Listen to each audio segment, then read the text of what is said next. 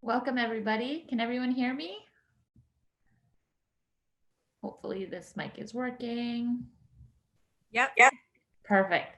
Um, my name is April, and I am one of the volunteers for TMLS. Thank you for joining our bonus workshop session today. Some housekeeping information. Tomorrow, our conference begins on hopin.to, so we look forward to seeing you all there.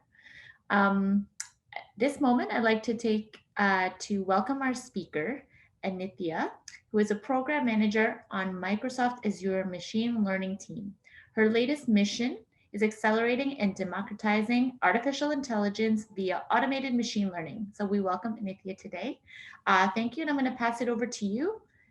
Just give me one moment. And let me know when you could actually see my screen as well, and I'll get started when we're good to go. I can see it now, Aniththa. Okay, cool. So hi, everyone. My name is Aniththa, and I'm a program manager on the Azure Machine Learning team. And today we will be focusing on how you can simplify the whole machine learning process from ideation to deployment in minutes with Azure's automated machine learning. So since this is a workshop, I do want to make sure you get started with all the prereqs while we go through some of the slides. So to start off, I did paste a link to the GitHub repo where we would find all the material you will need for this workshop. So the first step that I would ask everyone to do is make sure you have an Azure subscription. And if you don't have one already, you could visit this link over here under the prerequisites. And this will take you to the create your Azure free account today page. And you could create a free one. You'll get $200 of credit and you'll have enough to run through this workshop today. So go ahead and create that. If you already have an Azure subscription, the next step you'll need to do is go ahead and create an Azure Machine Learning workspace. To do this, you'll need to visit portal.azure.com. So let me just show you from here. So go to portal.azure.com. And then from here, what you'll need to do is search for machine learning as a resource. So if you see here, there's create a resource. You could either search for machine learning by clicking on this, or if you see this right in the home page, you could click on that and go ahead and create a new machine learning workspace. And all the instructions to do those prereq stuff are right here in the under the section in the GitHub repo. So I recommend going through this while I start talking about what automated machine learning is. If you do have any questions, feel free to bring it up in the chat. I'll review it throughout the presentation. So let's go ahead and get started. So I'll tell you what's on the agenda for today. First of all, we'll start off with what is automated machine learning. I'll do a quick deep dive into the capabilities, and then we'll go through the product walkthrough. So there's two examples that I'm going to show you and once you have everything set up, you'll be able to run through those two examples with me during the session. So let's get started. So as we all know, data science is everywhere and it's almost touching every single industry. It can be simple as figuring out the price of a car or figuring out how much money to have in a bank. And we can't expect everyone to get a PhD in statistics and data science. And there has to be a way to simplify this whole ML process.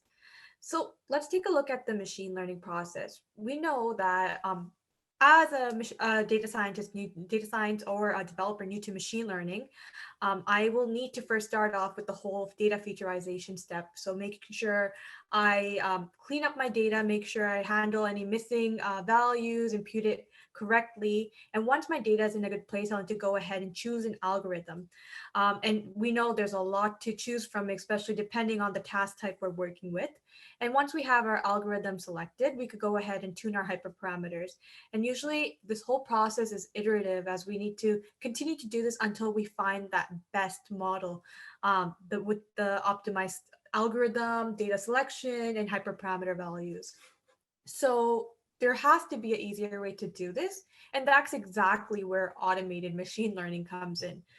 So with automated ML, and we're talking about Azure Machine Learning's automated ML, as a user, all you'll need to do is bring in your data, identify the task type. So is this a classification problem? Is this a regression problem or a forecasting task type? And then from there, you could go ahead and apply some constraints. So maybe say you want to run this experiment for 3 hours. Maybe you want to end this experiment once your the model reaches an accuracy value of say 95%. once you specify these constraints, what AutoML does is it intelligently tests multiple models in parallel, and it'll return that optimized model for you. For example, in this case, 95%. So I want to tell you what the goal of automated MLs, Azure Machine Learning's automated ML is. So the first thing is accelerate AI. So what we want to do is we want to make sure all our data scientists can be more productive. So we want to expedite the whole data science process for them. The second thing is democratize AI. So we want to make sure, let's just say you have a data science team with varying levels of experience. We want to make sure all users are able to build these machine learning models. So we want to make sure everyone becomes an expert. And finally, we have scale AI. So we have heard from customers where they want to build multiple models in parallel. Now, with automated ML, they can do that in an automated way. And that's why our mission is to accelerate, democratize, and scale AI. So what automated ML does, it chooses an algorithm for you, does all the featureization, and returns that optimized model for you, which you could further decide to deploy out or further customize. Now, we offer automated ML through both UI, which is what you see here, and we will definitely walk through that today during the workshop, and also through an SDK. So you could actually run it through notebooks. So whichever one you prefer, if you prefer to use code, you can use our Python notebooks. If you prefer to just quickly click through and get to an optimized model, you can use our UI. So how it works and what happens is basically automated ML is actually based off of Microsoft research. And I kind of like to think of it as using Netflix. So for example, when you're using Netflix, you might watch a couple movies and you'll notice that under the recommendation list, you'll see that exactly what you want to watch next. And that's exactly how automated ML is recommending the models for you. The brain has been trained with several millions of experiments and uses collaborative filtering and Bayesian optimization. Some things that we like to call out is that we maintain the privacy of your data. So we are not looking at your data. We are only looking at the metadata in order to come up with the accuracy and all the metrics for your model. And currently, we only support classification, regression, and time series forecasting. So just to tell you a little bit more about what happens behind the scenes when you launch an automated ML run.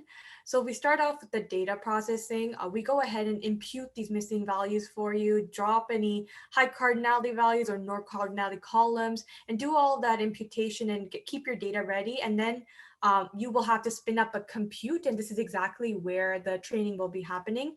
And depending on your data and the model you're trying to train, you will need to choose a different compute, and it would automatically scale to your experiment needs.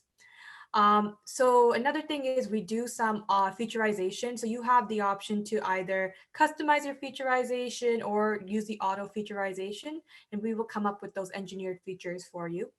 And finally, model trials. And what we mean by that is AutoML is not just returning one model for you. You get to see a summary of all the models that were explored. And you will get to see the metric values for those different models. And once we get to the demo part of this workshop, everything will make more sense. So we'll just dive right in. So the next thing that we're going to go over are the capabilities and what we currently support. Again, if you have any questions, feel free to bring it up in the chat. I will go over it in the end. So to start off, looking at the beginning of the machine learning process, it's the data. And what we expect when you're using automated ML is tabular data. And you have a couple of options of where you can bring this data from. It could either be a local upload, blob, data lake, and all the others that are listed on this slide.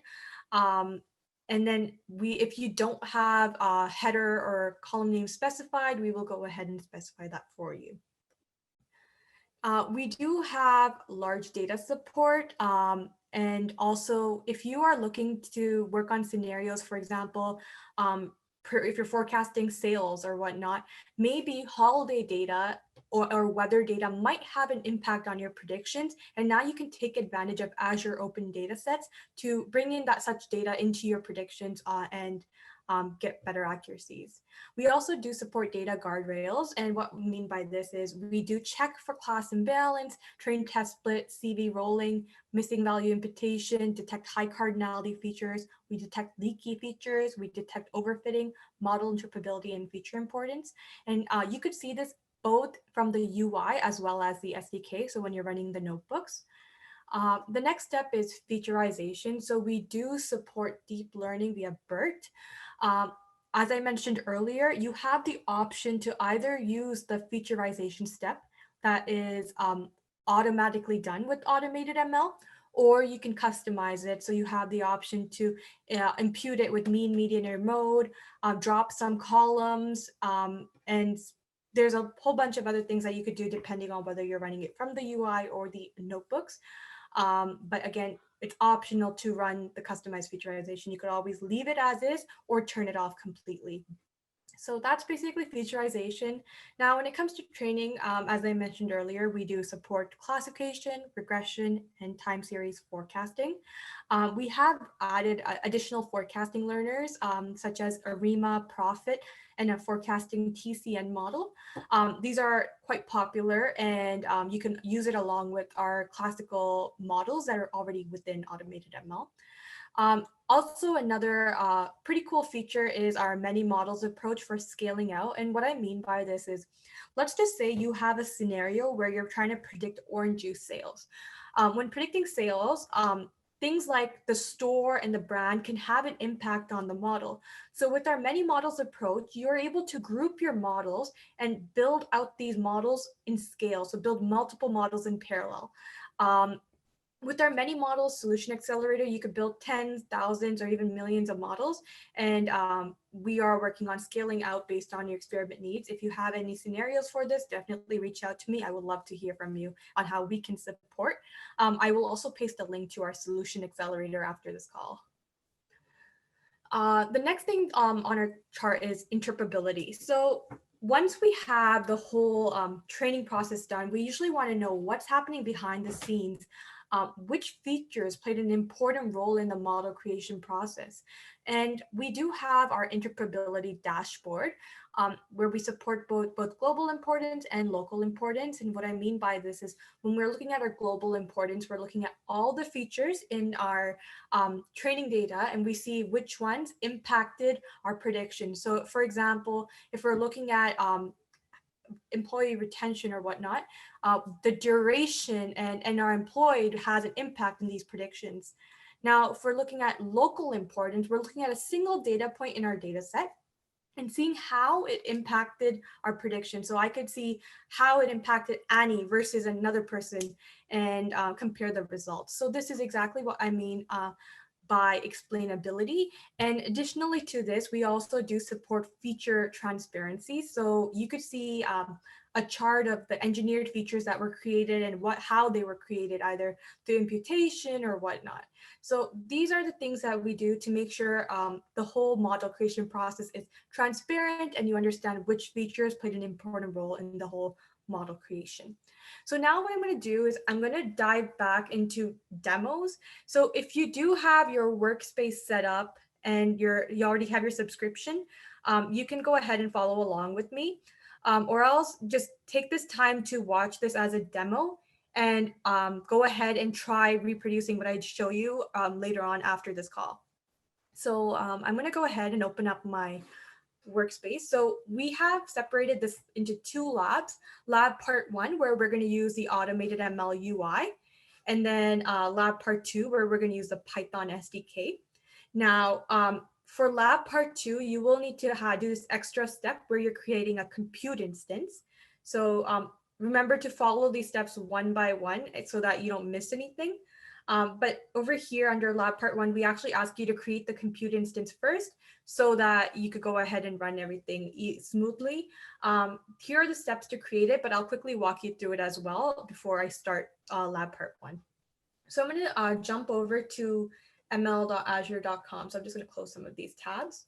So right now we are here at the Machine Learning Studio, Azure Machine Learning Studio. And this, you will have access to the workspace that you created as part of the prerequisites. So I'm gonna first quickly walk you through of what you see here on this page, and then I'll dive into some specifics. So this is the home page. You would see all your the authoring stuff right here. So you can use notebooks. So this is where you could use like Python code to train your models. We have the automated ML UI. So if you click on this, which we will in a bit, you could train models just with the click of a button. And then we also have the designer tool, which allows you to drag and drop to create your models. And then we have our assets, and these are the things that we're going to create along the way while we are setting up our models. This could be the data, the experiments, pipelines, models that get registered, and endpoints, as in the deployed models.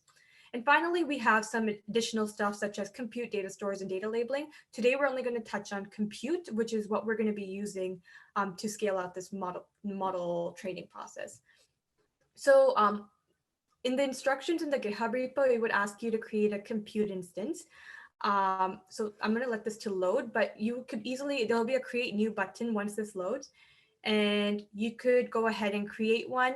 Just follow the instructions in terms of what compute name. You could just give any unique name. Choose the same size as specified here because you won't really need anything large in this example. And then once you have that set up, it should appear as complete. So it will take at least like 5 to 10 minutes to load. So I'm just going to refresh my page so then you can see what it looks like. Okay, this is what it actually looks like. So you'll see that this is a compute instance. You see, in this case, I have this October 2020 and it's running. You could always go ahead and create a new one, and which is what I'm going to recommend for you, all of you who are creating it for the first time. And for this exam, like for lab part 2, we will be using this. But for now, let's go ahead and start with lab part 1, which is automated ML. So for this example, we are going to be using the bank marketing dataset, and this is a classification problem. And in here, we're trying to predict whether an individual will get a term deposit or not. So it's a yes or a no. So when you click on the automated ML tab, for you, it should be blank if you've never run an experiment before. What I see here is all my auto ML runs charted out, their status, how long it took, and all those additional details. But let's go ahead and create a new automated ML run. So the first thing you'll need to do is go ahead and create a data set. Just a heads up, the instructions are going to be a little different from what I'm doing because I already have some of the steps set up already, but make sure to follow the instructions in the GitHub repo when you are doing this for the first time. So the first thing you'll need to do is go ahead and create a data set. So you have the option to do this either from local files, data store, web files, or open data sets. And in the GitHub repo, we do have the data set attached. So you could go ahead and download that locally and go ahead and attach it from local files. I'm going to go ahead and use this bank marketing data set that I uploaded earlier. And as you can see, it's in tabular form. And one thing you could do is also preview the data before you actually start your training process. So I could see this is what my data looks like. And in this example, I will be predicting on the Y column. And then I could also pull up some data statistics to understand my data better. So you could see, for example, age, the min value is 17, max is 94. And just to better understand what's happening with my data. Once I'm ready, I could go ahead and start configuring my run, which is what I'm going to do next. And the first thing I'll need to do is give my experiment a name. If you're starting this for the first time, you'll need to click on Create New.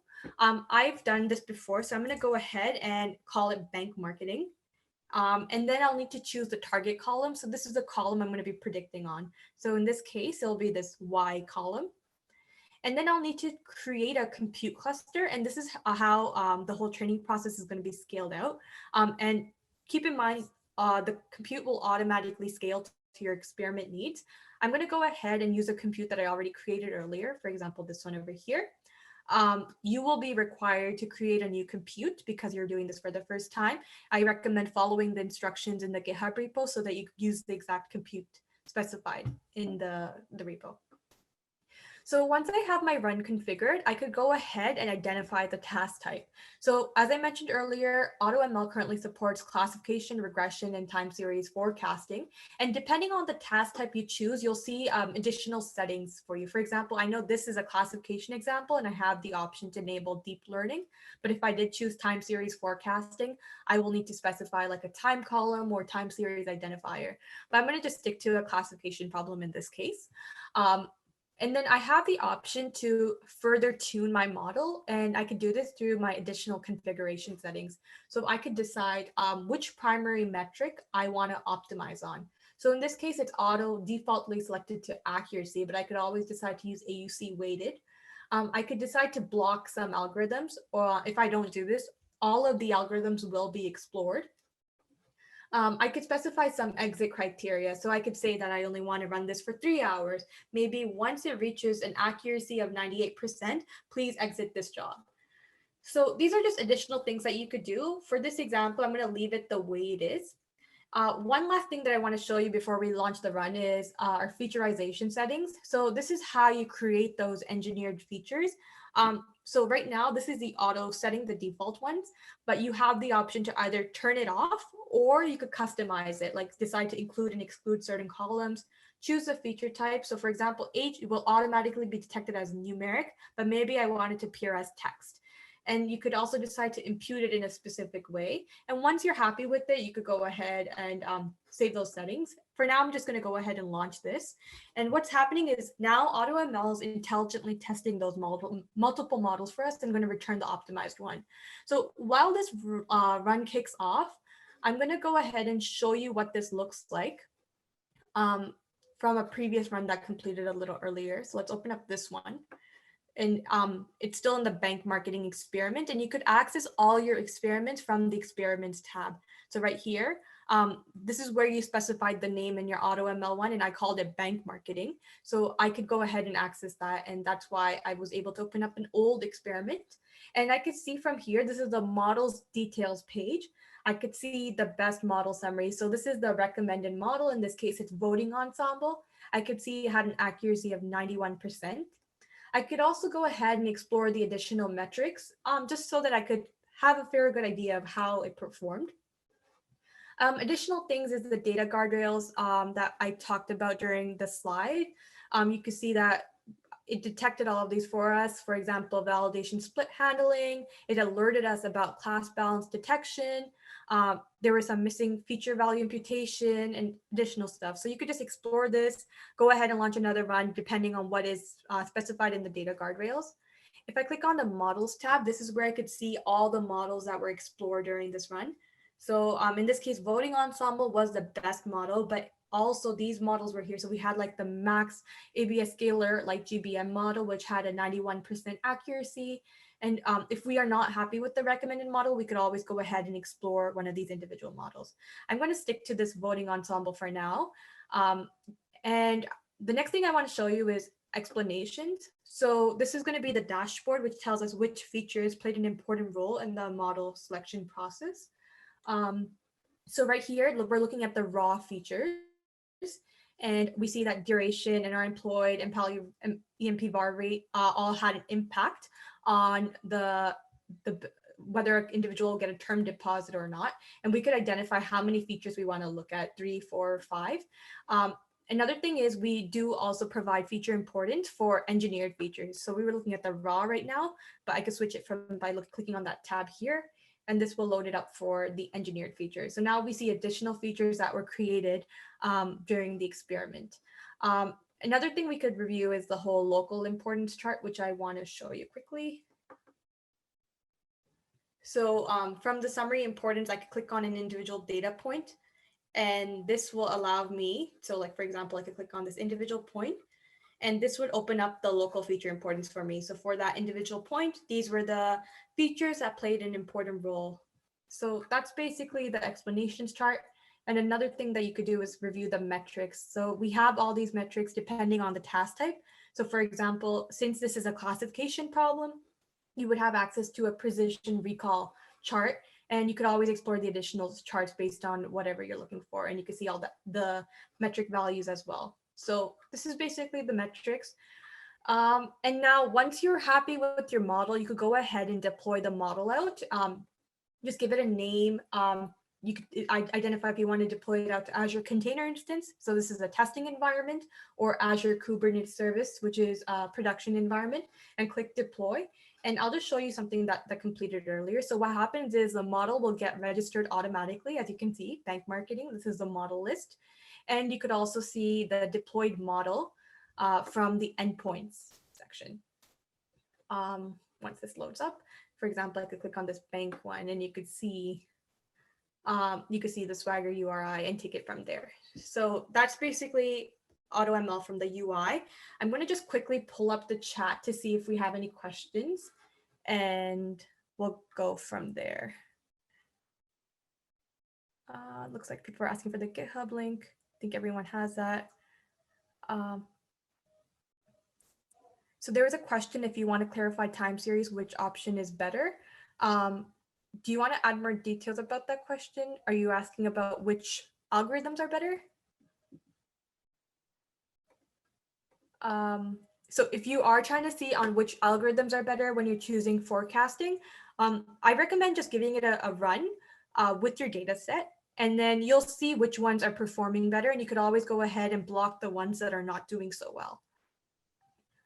How do you call the model from a user interface? So you have a couple options here. So you could either go ahead and look at the deployed model. So like you go ahead and inference either using Power BI or also Postman. So like there's a couple options for you, and I could share links on how you could do that. For this specific workshop, we're going to just focus on the training. So using automated ML. Let's see, any other questions? What's the best way to import a large data set into our Azure? So the question is, what's the best way to import a large data set into Azure? So there's a couple options actually, depending on where your data is setting. So like you could always bring it in right from SQL, wherever it is. If it's sitting in your local files, you could always put it into a blob storage. So there are some limitations in the data size that we currently support for automated ML, but when you're working with larger data, we recommend using our many model solution accelerator. If it's suitable for your experiment, you would be able to partition your data and build multiple models in order to get your predictions. So that's something out there. So I'm gonna go ahead and switch back to demo, and we're gonna start the second lab now.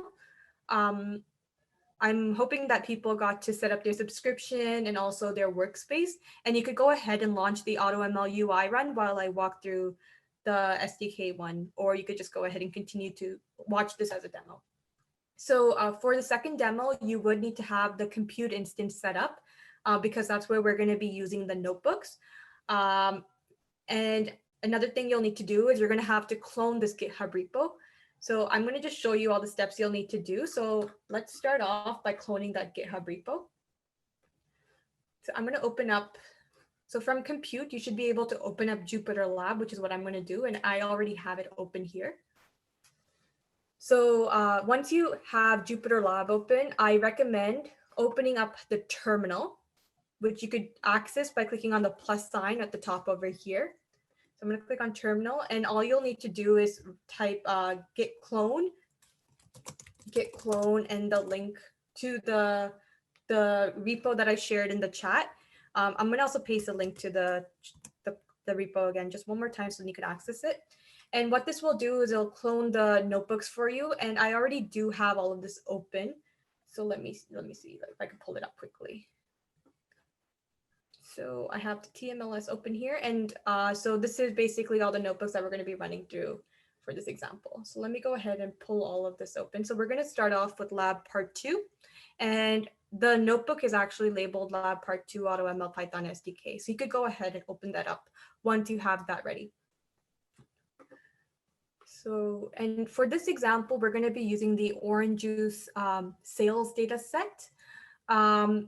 And all the material you'll need for the demo for this specific notebook is already in this folder. So all you'll need to do is clone it and you'll have everything.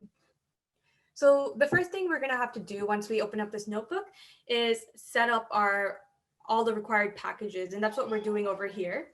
And what we see over here is the SDK version. So we do have, for our Azure Machine Learning makes releases every 2 weeks. So I do recommend that you always look out and use the most recent version of the SDK to get the best experience.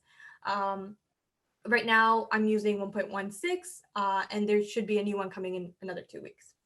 So once I have all my required stuff set up, I could go ahead and call my workspace configuration. And what this does is it pulls up the subscription ID. So this is what you created earlier in step 1, the workspace. So this is the workspace name, which is what you created in step 2. I could see like the resource group and all the additional information about my workspace. So that's what this is doing. And everything you do is going to be happening within your Azure Machine Learning workspace. And that's why you're pulling in all that information. After you have all the required setup done, you could go ahead and set up your compute. And the workflow is very similar to how you did it with the AutoML UI, but this time you're just doing it with Python code. So the first thing that we're going to do is set up our compute cluster. And in this case, we're calling it OJ cluster. We're using a standard D2V2 compute with max nodes of 6. And you could go ahead and run this cell. And what happens is you will see it's creating. And then eventually, once you see a number, it's done. So this cell is complete. The next thing after I have my compute set up is I'm going to go ahead and set up my data and bring it in. And in this case, since we are using the OJ data set, this is a forecasting problem. We're trying to predict sales. We will need to specify a time column. In this case, it's week starting. We're feeding in the file name. So in this case, .csv, which is already located in here. And we could see the data and what it looks like. So in this case, we are predicting quantity. So now what I'm doing in the next couple of cells is just cleaning up the data and specifying like the time series column names. In this case is store and brand. So store and brand are unique combinations that will help me identify the different time series in my data. So once I have that set up, I could go ahead and split my data into train and test. And that's what I'm doing here. You have the option to split it up differently if you want to, but this is how we're doing it for this example. And once our data is ready, we're going to go ahead and upload the data to our data store. We're uploading both the train data and the test data. So that's what I'm doing. And finally, we're going to just review it one more time, change it to a pandas data frame and give it a look. Once it's ready, we could go ahead and identify our target column name. In this case, we are predicting quantity. Another thing we're doing in here is some customized featureization, similar to how we are able to do it from the UI. This is how you'll do it with code. So in this case, we're dropping some columns. We're adding some column purpose. So setting up this CPW volume 5 to a numeric value. We're transforming some parameters. So for example, imputing quantity with a constant and filling the values with 0. Again, we're imputing the value income with the median for any of those missing values and imputing price with a strategy called FFfill. So once we have our featureization set up, we've done our customized featureization, we can go ahead to the training part. And this is where the AutoML settings come in. So in this case, we know the task is forecasting. We have a set of primary metrics that we could choose from. I'm just going to show you guys the actual AutoML configuration over here. So we specified the task type. We are calling in the time column name, forecasting horizon, and time series ID that we specified earlier in the top of this notebook. We're calling in the label column name that we set up as well, which is quantity in this case. We're specifying that we want to only run this experiment for 0.25 hours. And then we're also feeding in our featureization configuration that we set up just right now. So once we have all these set up, and just a heads up, there are some additional settings that you could play around with just to customize your AutoML run, but we're going to go ahead and run it with this. What we see here is we just launched our remote run. We have access to the run from the studio, which I will click in a minute, but we could also see these details right from this page. So we could look at the transparency. So what happened behind the scenes with featureization. So in this case, we see that the raw feature name was advert, type detected numeric, and did we drop it? No, and all that additional details about every individual feature in this data set. So that's how you access the feature transparency. Before we access the forecasting bit, I will open up this run from the studio so that you get to see how the experience is exactly similar to running it from the UI.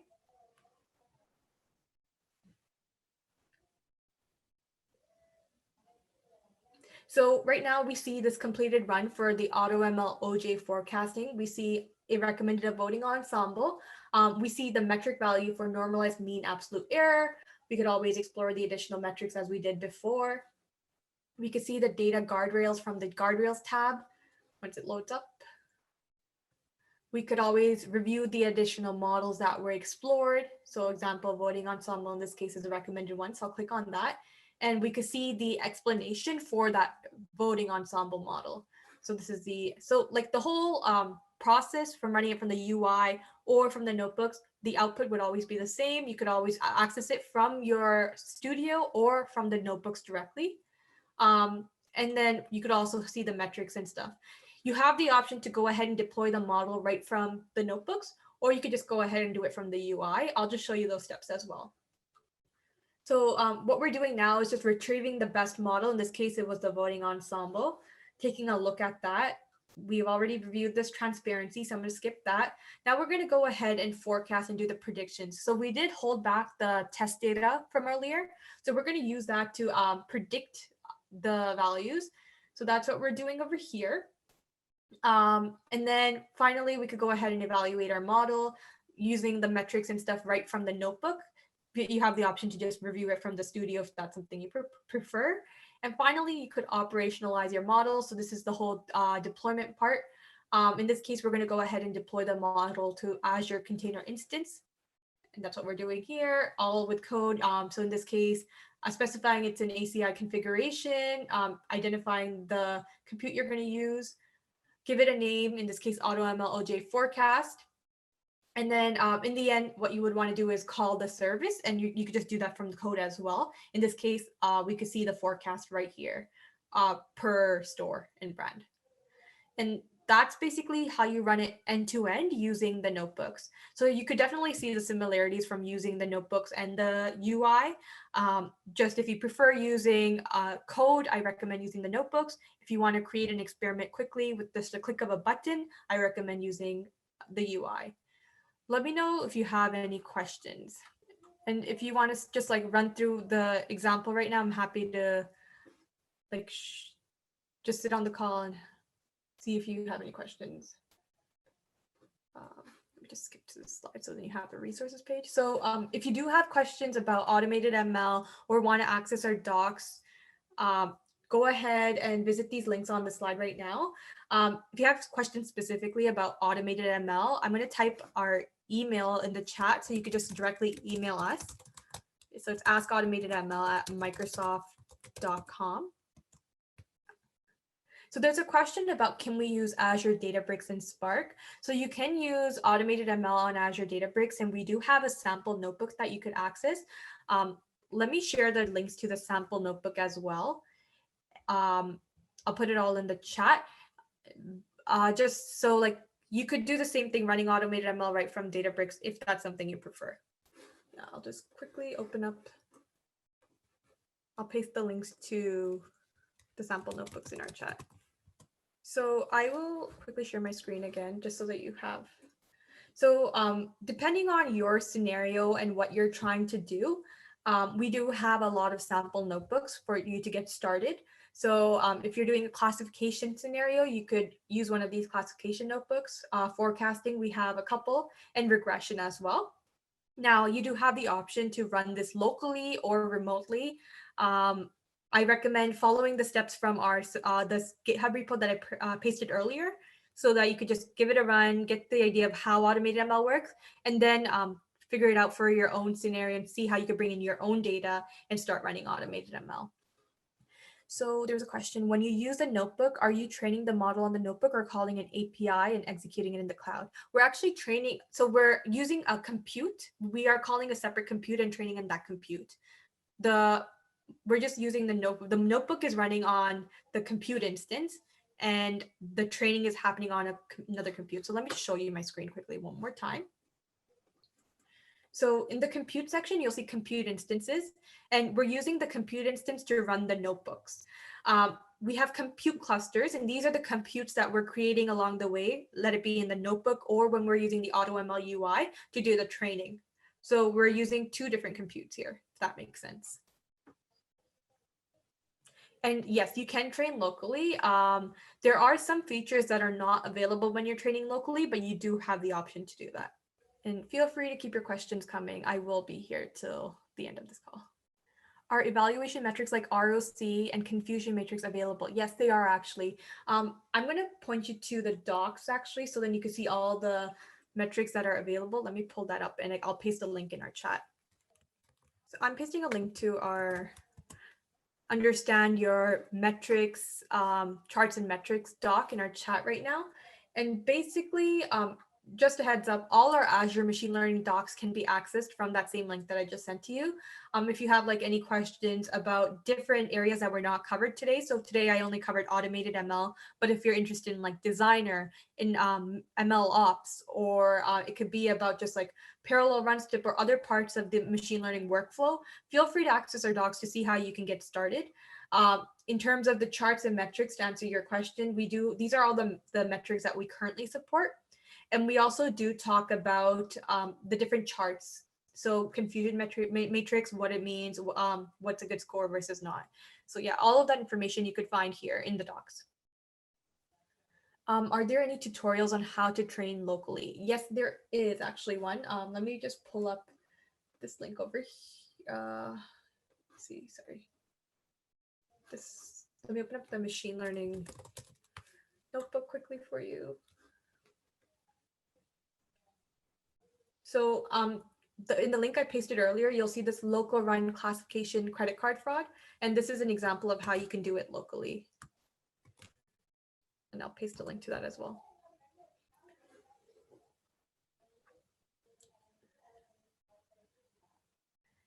So we handle large data a little differently. So we do have specific algorithms that we use to train large data, depending on how large your data is. Again, so depending on, like, just let me know how large your data is. And we could work with you offline onto supporting your scenario specifically. Let me know if you guys have any other questions. I will be here. So yeah, I do recommend that you all explore the docs as well, just to get an understanding of what else Azure Machine Learning currently supports, and to get a better picture of how you can bring in your solution and support something end to end. And all our automated ML docs, let it be for the using the Python code or the interface, can be found here. If you have specific questions about like featureization, what's happening behind the scenes, how is all of that done, you could access it from the featureization doc. So yeah, definitely check it out. And if you have any additional questions outside of this, feel free to reach out to us at the email I provided earlier. Does Azure have online tutorials on AutoML's workflow? So we do have something called MS Learn. You would be able to find an AutoML tutorial there. In addition to that, you could find tutorials right in the docs as well. So under the tutorials tab over here, you'll see automated ML UI. You could go ahead and click on that. And we also have a Python one. So depending on whichever workflow you're trying to take, you could try it from here. And of course, the sample notebooks also are pretty guided. We do have end-to-end steps on what's happening. So these are things that you could use to get started. So if we don't have any other questions, I'm guessing we can end early. There's a question on, can cost table be applied to confusion matrix? I will need to actually look into that one. All the details about what you can do with confusion matrix is in that doc that I sent earlier. As far as I know, I don't think it can be, but we can chat offline. So there's a question about, can you share your views and plans for drag and drop? If you're talking about the designer tool, so what's great about the designer tool is that it already has, so let me just open up ml.azure.com. It has a way for you to get started on your own. So as soon as you have your workspace set up, if you click on designer, you'll see some easy getting started samples. So we have some pre-built models, and depending on your scenario, you could just go ahead and click on one of these and get started. So I'm not the program manager working on designer, but if you have questions about it, I'm happy to connect you with that person. There's a question about, can I get code after creating model using drag and drop? So yeah, there is a private preview feature currently out there for you to generate the code from designer run experiment. If you are interested, I could share that information with you. Just reach out to me. So I'll place my email here as well for anyone who wants to. reach out about any follow-up questions. Um, and I can connect you if you do have any follow-up questions. I'll put it in the chat. Cool. So if we don't have any other questions, I guess thank you so much for joining. And remember to check out our docs and also the GitHub repo with all the machine learning notebook examples. And if you do have any questions, feel free to reach out to me at my email, anumamah@microsoft.com, or specifically if it's about automated ML, feel free to reach out at askautomatedml@microsoft.com. Thank you so much for joining me today.